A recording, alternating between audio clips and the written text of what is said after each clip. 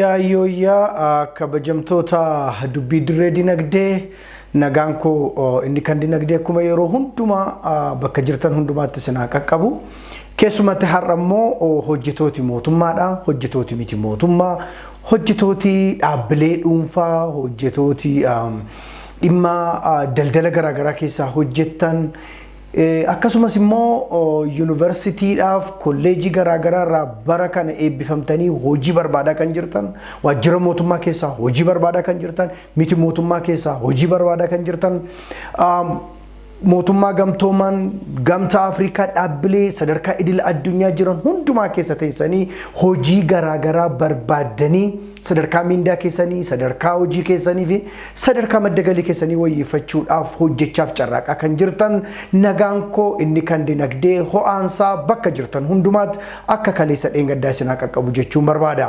As biyya keessa biyya alaas kan jirtan fagoodhaaf dhiyoo kan jirtan hundumtuu nagaan koo isina haa qaqqabu. Egaan har'aa dhimma waayitawaadhaaf dhimma jajjaboo marsariitii hawaasaatiin kanaan dura waadaa isiniif galee qabadhee isiniif dhufeetan jira. Amma dhumaat turtiin keessan ana wajjin haa ta'u. Egaan mata dureen keenya guyyaa har'aadhaa waa'ee maaliitii akkamittiinitu hojii barbaadu hojii barbaadanii immoo erga arganii booda akkamittiin hojii calalan kan immoo akkamittiin iyyannoo ofii galfatu iyyannoo ofii galfatanii akkamittiin qormaataaf dhiyaatanii injifatanii hojii sana argachuun danda'ama kan jedhu muuxannoo waggoota dheeraa kan koof kan namoota gurguddoo biroo kan dhaabbilee garaagaraa isiniif qooduudhaafan marsariitii hawaasaa kallattii yuutuubiitiin har'as isin bira dhufeetiin jira. Qabsoo dinagdeeti warraaqsa dinagdeeti hojjetoonni keenya waajjira garaagaraatti hojjetan mindaa wayyaa argachuun hojiitti gammaddan argachuun dhaabbilee biyya keessas haa ta'u biyya alaa jiran idila addunyaa kan jiran gurguddoo keessa seentanii hojjettanii jireenya keessa wayyeeffachuun qabsoo dinagdee keessa isa tokkoof bu'uura kan ta'edha jedheetiin abdadhaa. Kanaafan attamitti iyyannoo keessan galfatture CV keessan akkamitti qopheeffattu akkamittiin immoo afgaaffiif dhiyaatu akkamittiinitu qorannoof qormaataaf isa dhiyaattan immoo hordoftanii bakka keessan duukaa buutu isa jedhuun muuxannoo garaagaraa isinii hiruuf dhufeeti jira. Turtiin keessan anaa wajjin haa ta'u. Egaan hojii kan barbaadaa jiran namoota hedduudha. Waggaa baranaa kana waggaa darbee kana manneen barumsaa sadarkaa olaanaa irraa eebbifanii kan hojii barbaadan baay'eetu jira. Waajjiraalee garaagaraa keessa ta'anii hojii caalu argachuudhaaf mindaa wayyaa'u argachuuf harkanii guyyaa kan carraaqan hedduutu jira. Namoota akkanaa biraan aamsi kiyya akka ga'uuf YouTube channel kana subscribe gochuu share fi like gochuu hin dagatinaa. Wal biraa nageenya wal qaqqabsiif namoonni akka isaan hojjetanii irraa fayyadaman wal haguunu isiniin jechuun barbaada. Hordoftoota dubbii dirree dinagdeedha. Egaan akkuma beekamu biyya kana keessatti yookaan immoo sadarkaa addunyaattis yeroo hojii barbaan yeroo hojii arganne tokko immoo iyyannoo keenyaaf waraqaa keenya galfannu amaleeffannaa tokkotu jira. CV dhuma kaleessatti fayyadamne koppii goonee galchuu waraqaadhuma iyyannoo ittiin kaleessa hojii lama sadii barbaadaa turre ammas isuma mata duree isaa jijjiiruuf jechoota tokko lama sadii duwwaa keessaa jijjiiruun gara lafa hojii haaraatti galchuu waraqaalee keenya ragaalee manaa qabnu hundumaa isuma kaleessa dhaabbata aatti galchine dhaabbata baatti galchine isuma waggaa darbe waggaa sadii irraa waggaa afur irraa galchaa turreetu har'as isuma kana fuunee hojii haaraadhaaf galchina. Sababa kana ta'eef hojii baay'ee injifachuu dadhabnee jira. Waajjira baay'ee seenuu dadhabnee jira. Afgaaffiif dhiyaachuu jalqabe calallii jalqabaalee darbuu dadhabneeti jira. Kanaaf dhaabbilee idila addunyaa hedduu isaa yoo dhattan dhaabbilee biyyaalessaa hedduu yoo dhattan namoota keenya baay'ee keessatti hin argitan. Mootummaa gamtooman keessa yoo dhattan gamtaa Afrikaa keessa yoo dhattan baankii idila addunyaa yoo dhattan baankii misooma Afrikaa yoo dhattan dhaabbilee qorannoo idila addunyaarra jiran gurguddoo isaa yoo dhattan yuunivarsiitii gurguddoo yoo dhattan dhaabbilee mootummaaf miti mootummaa biyya kana keessa illee jiran iddoo gurguddaa yoo dhattan nama keenya arguurra namoota biraa arguutu irra caalaa heddummata. Sababiin isaa maaliif akkatti hojii barbaadan muuxannoo isaa hin qabu, akkatti waraqaa yennoo keenya qopheeffannu, CV keenya qopheeffannu, afgaaffiif dhiyaannuuf akkamittiin akka hojii tokko hinjifannu, lafti itti leenjinu, lafti itti baran, lafti itti hubannu argannu hin jiru. Biyya kana keessa namni tokko yuunivarsiitiidhaa eebbifamee yookaan immoo ergaa waggaa tokko waggaa lama waajjira takka keessa hojjetee booda karaa daandii amaleeffannaa ta'een hojii barbaada. Daandiidhuma amaleeffannaa ta'een iyyannoo isaa galfata. Biyyoota biraa keessatti garuu akkana miti. Lafti itti dhaqanii akkaataa CV itti qopheeffatan fa'aa leenji'antu jira. Tokko lama sadiituun ta'in 20 30 40 dhaabbata akkasiitu jira. Lafatti dhaqanii interview fattamitti akka dhiyaatan leenji'antu jira. Lafa dhaqanii akkamitti akka xalayaa ofii barreeffatan leenji'antu jira. Lafa dhaqanii akkamitti hojii marsariitii garaagaraaf barbaadan akkamitti akka barbaadan lafatti leenji'antu jira. Nuti garuu carraa akkasii hin qabnu. Nuti garuu muuxannoo akkasii lafa dhannee horaannu hin qabnu. Sababa kana ta'eefoo biyya Keeniyaa hodhattan, Yugaandaa hodhattan, Tanzaaniyaa hodhattan, biyya Eeshiyaaf, biyya Awuroopaaf, biyya Ameerikaa garaagaraa keessa yoo hodhattan namni keenya hojii dorgomee injifachuu keessatti carraansaa baay'ee haraa ta'ee nama keenya iddoo baay'eetti hin argitanii jechaadha. Kanaaf wanti nu har'a mari'annu leenjiin har'a wal ilaannu kun namoota Awurooppaa keessa jirtan, namoota Ameerikaa keessa jirtan, namoota Afrikaa keessa jirtan, namoota Oromiyaa keessa jirtaniif biyyoota garaagaraa jirtan kallattii hojii garaagaraa irratti qacaramtanii hojjechaa kan jirtan hundumaa keessan kan fayyaduuf, kan gargaaruuf, kan iji isin banuudha jedheetan hanga tokko abdadha. Kanaaf turtiin keessan ammallee hanaa wajjin haa ta'u. Kanumaan wal qabatee utuu gara ijoo dubbii keenya tokko lama sadii jennee boqonnaan gafuune hin mari'atin dura immoo waa tokkoniif yaada tokkon isinii qooduu barbaada. Innis maalidha? Namoonni keenya Oromiyaa keessaa ba'anii gamtaa mootummaa gamtooman keessa jiran dhaabbilee akka UNDP, UNICEF, UN OCHA, UN Women, UNICEF, WFP, FAO dhaabbilee mootummaa gamtooman garaagaraa keessa jiran, baankii idil addunyaa keessa jiran, baankii misooma Afrikaa keessa jiran, dhaabbilee qorannoo guddaa addunyaa irratti bebbeekaman keessa jiran hedduun isaanii miti mootummaa intarnaashinaali ta'an biyya kana keessa jiran, dhaabbilee mootummaa murtaa'oo ta'anii galii guddaaf mindaa guddaa kaffalan keessa kan jiran namoonni keenya heddumminni isaanii namoota isaan dudduuba jiraniif, namoota biyyatti afaniif, namoota iddoo garaagaraatti afaniif daandii ta'uu keessa kaka'umsi isaanii kan namoota baay'ee yaraadha. Riqa waliif ta'anii gara dhaabbilee gurguddaatti wal harkisuu keessatti hanqina guddaatu jira. Akkatti CV qopheeffatan, akkatti hojii barbaaddatan, akkatti dhaabbilee ofii seenan, firrii ofii, antiin ofii, lammiin ofii akka seenu gochuu keessatti hanqina guddaatu jira. Namni tokko yoo ka'e UNDP seen, namni tokko UNICEF yoo seen, namni tokko ka'e WFP yoo seen, namni tokko African Union yoo seen, namni tokko World Bank yoo seen, African Development Bank yoo seen, University guddaa tokko yoo seen, dhaabbilee qorannoo gurguddaa tokko yoo seen, namoota biraa fidee bira galchuu, fidee of biratti namoota isaa harkisuu, guuruu, ijaaruu keessatti hanqina guddaatu jira. Warri kaan garuu akkana miti. Gamtaa mootummaa gamtooman dhaabbilee biyya kana keessa jiran namoota hojjetan yoo ilaaltan namoota warra kaabaaf warra kibbaatu irra caaraan isaanii. Akkatti wal harkisan, akkatti wal gargaaran, akkatti wal qajeelchan, akkatti waliif falman, akkatti riqa waliif ta'an beeku. Inni keenyaa qubaasaa fiiga. Inni keenyaa ofii bakka geenyaa dhimma isaa miti. Inni keenyaa ofii hojii mindaa guddaa argannaan inni kan lammiisaa, inni kan obboleessaa, inni kan firasaa dhimma isaa miti. Baay'ee namoota maqaan isinii dha'uu danda'u. Imala gurguddaa kan wajjin deemu. Ifi isaanii bakka tokko ga'anii tokko ofitti harkisuun kan itti hanqate hedduutu jira. NGO gurguddoo biyya kanaa keessatti, UN sistemii biyya kanaa keessatti, dhaabbilee mootummaa gurguddoo biyya kanaa keessatti hanqina kanaatu jira. Maaliif? Namni isaanii dhufee akka naannoo isaanii ta'uu barbaadu. Fira isaa gargaara naan jedhu jedha. Lammii biyya isaatiitiif looga naan jedhu jedha. Maatii isaatiif, hiriyaa isaatiif, nama laga isaatiif, nama sanyii isaatiif looga naan jedhu sababa jedhuu fi ofitti harkisuun maal hojjetta reechi? Lammii kee fillooddu yoo ta'e, lammii kee hin harkiftu yoo ta'e, lammii keetiif quuqamtee falmitee lafati geessee isaan hin geessu yoo ta'e, bakka isaan hin qabsiiftu yoo ta'e, waajjira sana afaan isaan jijjiirtu yoo ta'e, waajjira sana profaayilii achi keessa namoota achi keessa jiran hin jijjiirtu maal nurraa hidda? Maal nu goota? Maaliif fira keenya taate? Maaliif anti? Maaliif si barsiifanne? Maaliif si gargaare? Maaliif siif qabsoofne? Maaliif siif dhaabbanne ree? Akkati Kan akka keetti shan ja'a bakka qabsiiftu. Waajjira keessa jirtutti namoota 3-4 ijaartee akkati tarkaanfattee gara fuulduraa deemtuudhaaf. Isa kanaadhaaf kan barbaadu. Hanqinni kallattii kanaan jiru akka warraaqsaatti jijjiiramuu danda'utu irra jira. Warri biyya Afrikaa garaagaraa keessa jirtan jijjiirama kanarratti hojjechuu danda'utu irra jira. Warri biyya Ameerikaa, biyya Awurooppaa, biyya Oromiyaa fi Itoophiyaa kana keessa jirtan, Eeshiyaa keessa kan jirtan namoonni keenya isa kanarratti jijjiirama guddaa hojjechuu danda'utu irra jira.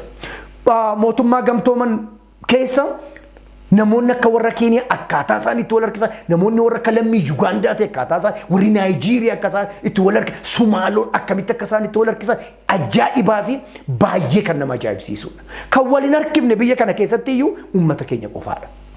Kun fafa, kun ofittummaadha, kun albaadhummaadha, kun doqonummaadha, kun hinaaffaadha. Ana argadheen, ana duwwaa galmagaa, ana duwwaatu sadarkaa guddaa ragaa, ana duwwaatu dojjabaa kana ga'a jedhanii yaaduun namatu waan aan jedha.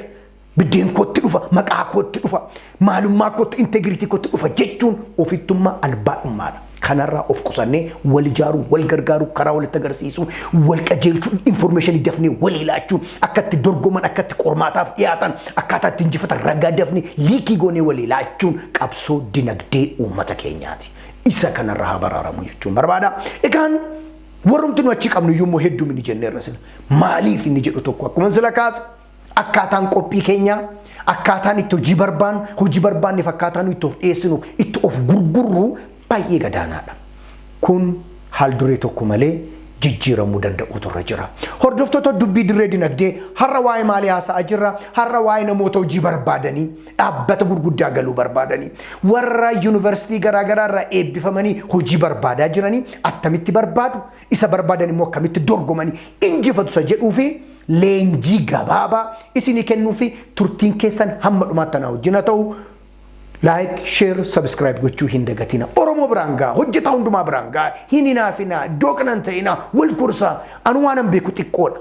Inni kun beekumsa gaasa dhumaati jechaa miti. Waanuma numa hubadheerraan isiniif qooduuf dhufe malee beekumsa samma dhumaattan qaba jechaa miti. Sababa ta'eef waanuma arganne kan ammoo walii qoonnee, walii hirree, wal jajjabeessinee daandii walitti agarsiifneetu dinagdee miindaadhaan argamu ijaarrannaa sadarkaa guddaadhaan gaanna jechuudha.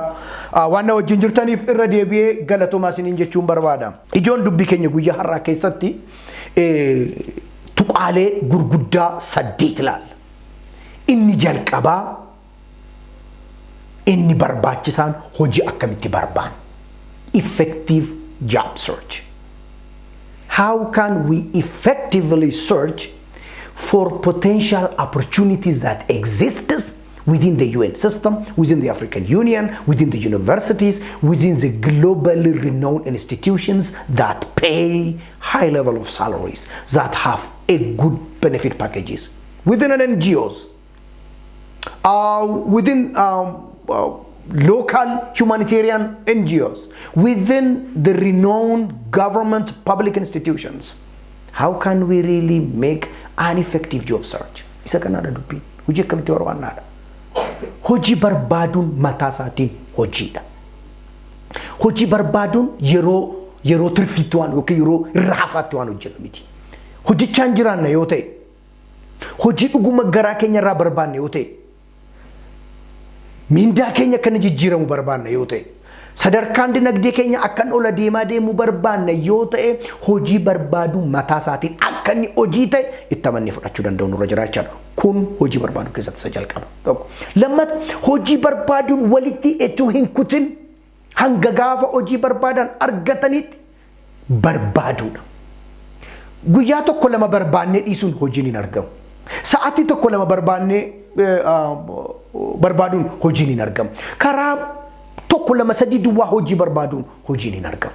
Kanaafuu barbaada walitti hin citin, ifaaja hojii barbaaduu walitti hin citin geggeessuu danda'u nurra jira jechaadha. Marsariitii hawaasaatiin barbaaduu danda'u nurra jira. Facebook irra gaafateen, YouTube garaagaraa gaafa hordofu,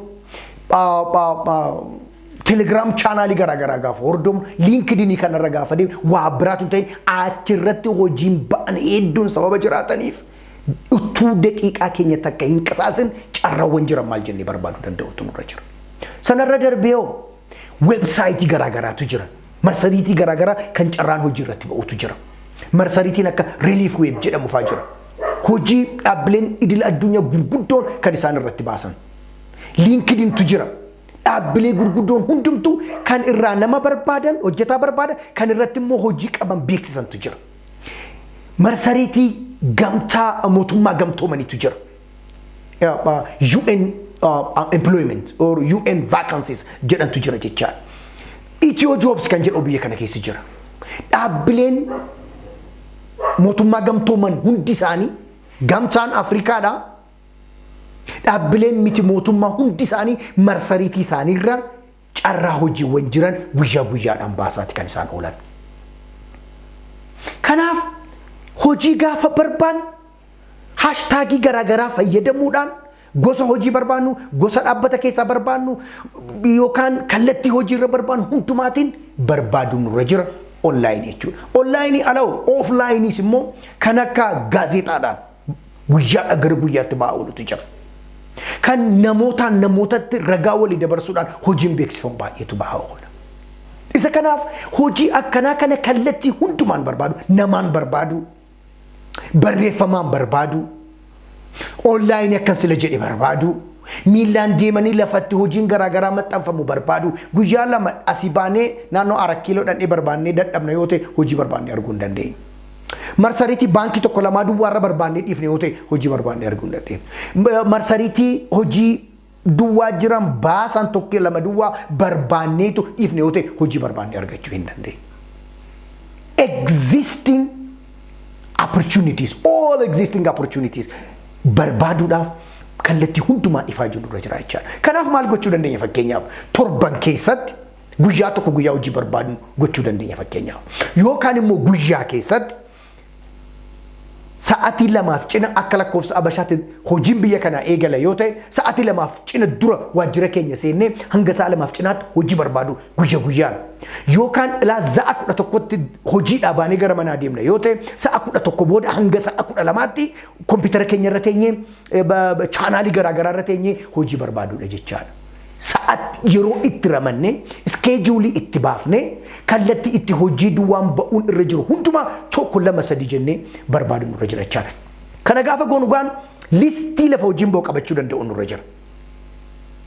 Marsariitiidhaan ta'uu danda'a, karaa namootaa ta'uu danda'a, karaa neetwoorkii qabnu ta'uu danda'a. Kana hundumaa listii qabannee isa kamirran torban kana hojii barbaade, isa kamirran hojii hin barbaanne kan jedhu kana barbaaduu danda'u qabachuu listiidhaan qabannee hordofuu danda'u nurra jira jechaadha. Gaaf maaltu dhalata? Hiriyoota keessan hojii barbaadaa jirtaa yoo jedhan hojii barbaadaa hin jiru. Waanoo abdii kuteera dhiiseera maal jedha wal dagachiisuu baay'eetu jira. Maaliif? Dubbicha dubbii dorgommiiti. Maaliif? Dubbichatu carraan hojii jiru yaraadha, kan hojii barbaadu immoo hedduudha. Dorgommii hamaa qaba sabateef akka hojii barbaadaa jiran waajjira meeqatti akka iyyannoo galfatan eessatti akka gaaffiif isin ittiin himan hin gowwoomin Oromoo. Dargaggeeyyiin keenya hin gowwoomin, hojjetoonni keenya mootummaaf miti mootummaa keessa jirtan hojii gurguddaa barbaadan hin gowwoomina. Inni isin gararraa jiru hoogganaan keessanis hojii barbaada hin dogoggorina. Inni isin gajjallaa jiru staafiin keessanis hojii barbaada hin dogoggorina. Inni ollaa keessan jirus hojii barbaada hin dogoggorina. Kanaaf hojii barbaadu qabsoo dhuunfaati. Qabsoo dinagdee dhuunfaati. Qabsoo dinagdee jabaa dhuunfaati. Digirii tokkoffaa qabatee namni digirii lammaffaa qabatee digirii sadaffaa qabatee waggaa 10 waggaa 5 waggaa 2 hojjetee hojii barbaadu bira hin geenye yoo ta'e cal jedhee taa'e yoo ta'e dhibaa'ummaan isa caalaan jiru isa ofitti balleessa isatu daandii ofitti muree jechaadha. Kanaaf hojii barbaaduun hojiin karaa irratti barbaadan kallattii garaagaraatiin nama nuffisiisaa, dhaabbata nuffisiisaa, neetwoorkii qabdan nuffisiisaa hanga argattanitti abbaa dhiibeef banama. Abbaa ulaa rukutaa ooleef banama. Kitaabi maal jedha? Isa ulaa rukutaa ooluuf ni banamaadha kan inni jedhu. Isa barbaadaa oolutu argataa jedha. Isa waammatutu dhageessifataadha kan inni jedhu kitaabi. Kana sabateef hordoftoota dirree dinagdee har'a marsariitii hawaasummaa kallattii yuutuubiitiin hordofaa jirtanii carraa hojii barbaaduu keessatti qabsoo hamaa nama gaafata isaaf mudhii keessan hidhachuudha jechaadha. Kanaaf mi gaaffii tokkoon isin gaafadha. Torban darbe keessa hojii marsariitii hawaasaarra haala meeqa barbaadan, za'a meeqaaf barbaadan, guyyaa meeqaaf barbaadan. Ji'oota darbe keessattuu waggaa darbe kana keessatti marsariitii hawaasaa tokko si'a meeqa irra deebinee carraa hojii achirratti ba'u ilaalle. Tokko. marsariitii meeqatu guugilii goonee hojiin akka irra jiru ilaali. Gaazexaa meeqatu barbaannee dubbifne. Namoota meeqa bilbilee gaafan. Dhaabbilee marsariitii dhaabbilee meeqatu hojiin ba'aa jiraaf ba'aan jiru isaa meeqa hordofne. Kan of gaafachuun baay'ee barbaachisaadha. Hojii barbaaduun hojiidha isa jedhuun isiniif hiruu barbaadaa jechaadha. Egaan hojii barbaadaa oollaa hojii baay'ee barbaannee argina. Hojii baay'ee barbaannee argina. Fakkeenyaaf marsariitii 5 tokko seenne hojii gara 20 30 argine ta'a. Dubbiin tuqaa lammaffaan ittaanu hojii argame kana akkamitti calallee baafna isa jedhu addaan baasanii beekuudha. Hojii 20 argineef 20 saat yaalla 30 argineef 30 yaalla. Barnoota dinagdee gaafata 30 saa kanaafuu 30 saan ifaa jaawla yookaan immoo 100 arguu dandeenya gaaf kallattiin al kallattiin muuxannoo koof barnoota koo wajjin wal ilaalataa hojii hedduusaa kanaafuu 100 kanan itti ifaa jaawla. Akkana miti dubbiin tuqaa lammaffaa kanarratti maal ilaalla hojii barbaannee argine immoo akkamitti calallee isa kan keenya ta'uu danda'a jenna keessaa fillasa jedhudha. Waan baay'ee nama gaaddisiisu keessaa namni keenya maal godhaa oola hojii uma tokko arge hunduma xalaa barreessaa CV isaa ergaa oola. Hojii dhuma arge hunduma ragaa isaa ergaa oola. Tokkotti iyyuu immoo calalli jalqabaa hin darbu. Hojii sana kan barbaadu namoota miliyoonii lakkaa'amu, namoota kumaatamaan lakkaa'amu, nama dhibbaan lakkaa'amu akka ta'e dogoggoruun barbaachisaa miti. Kanaafuu hojii namni na caalu ana caalaa hojii kana fiitii kan godhu jira jennee beekuun baay'ee barbaachisaadha. Kanaaf hojii argine duwwaa miti. Kanaafuu hojii argine akkamittitu calallee adda baafanne inni jedhu baay'ee barbaachisaadha jechaadha. Egaan akkam goona inni jalqabaa maal goona hojii ba'e sana vaakaansii sana yoo xiqqaate si'a 3 dubbifnu. Vaakaansii yookaan bakka duwwaa hojii ba'e sana si'a 3 irra deddeebinee jala murmurree qalama diimaan haa ta'u qalama gurraachaan kan magariisaan illee ta'u jala murree bakka duwwaa hojii ba'e sana dubbisnee completely internalize gochuu danda'utu nurra jira. Maaliifan kana jedha namoonni keenya hedduun isaanii maal godhu mata dureedhuma ishee ilaalanii yookaan gituma hojiitti ilaalanii barnootuma inni duwwaa qabu ilaalaniitu waraqata isaanii CV isaanii iyyannoo isaanii ergaa oolu. Qisaasama hamaa keessa oolu jechaadha. Baasii hamaa keessa oolu jechaadha. CV fuula 5 koppii godhaa ooluun dookumentii keenya wajjin waraqaa fuula 20 qabu duplikeetii goonii guyya guyyaan ergaa oolu geejjiba isaa intarneetii isaa maal isaa kana hundumaa ilaalaa. Kanaaf hojii ba'e sana akka gorsa kiyyaatti yoo xiqqaate ala 3 irra deemnee konsantireeshiniin hubannoo na dubbifnu. Sana booda maal goona? Barnooti gosa barnootaa inni gaafatu yoo xiqqaate persentii 95 anaa wajjin maachii godhaa jennee adda baafachuu dandeenya. Sana ta'uu dhabaannaan ifumaa dorgomna malee injifachuu dhiisuu dandeenya. Injifachuus dandeenya garuu irra jireessa injifachuu dhiisuu dandeenya. Inni akkaawuntingii gaafata yoo ta'e an sababan dinagdee baradheef sababan kooperaatiivii baradheef sababan koorsii akkaawuntingii tokko baradheef hin argadhu. Rural developmentii gaafata sababa ta'eef sababan extensionii baradheef sababan qonna baradheef sababan social science baradheef sababan waanuma sanatti siqu baradheef family science baradheef nan arganna jennee yaaduun rakkisaa. Kanaaf hammaman barnoota inni qabu qophii barumsaa inni barbaadu digrii tokkoffaa digrii lammaffaa jechuu danda'a. Gaaf digrii sadaffaa jechuu danda'a. Isa bukkeetti leenjii akkanaa jechuu danda'a. So the question is, can I really fulfill at least 95% of the educational preparation requirements? Ka jedhudha kun tokko. Lammaffaa irratti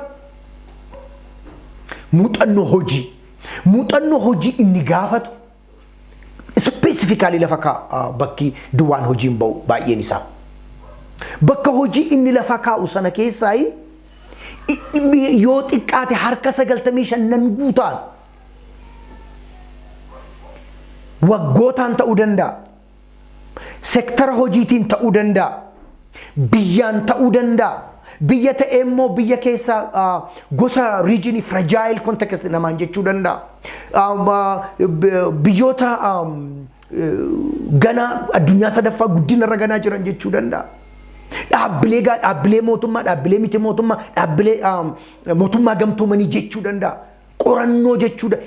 Specifically muuxannoo inni gaafatu kana nin qabaayii ka jedhu yoo xiqqaate harka 95 akka guunnu irra deebinee dubbifachuu danda'u nurra jira. Hubachuu danda'utu nurra jira.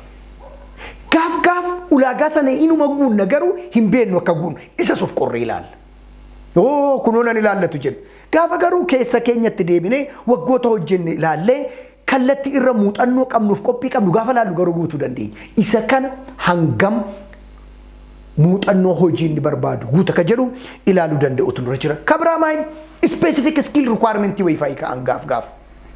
Requirement akka biyyoota waraana keessa jiranii hojjechuu, biyyoota baay'ee diigamsa keessa jiranii hojjechuu,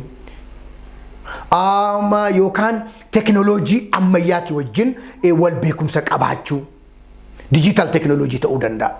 Isaa wajjin skill akkasii qabaachuu.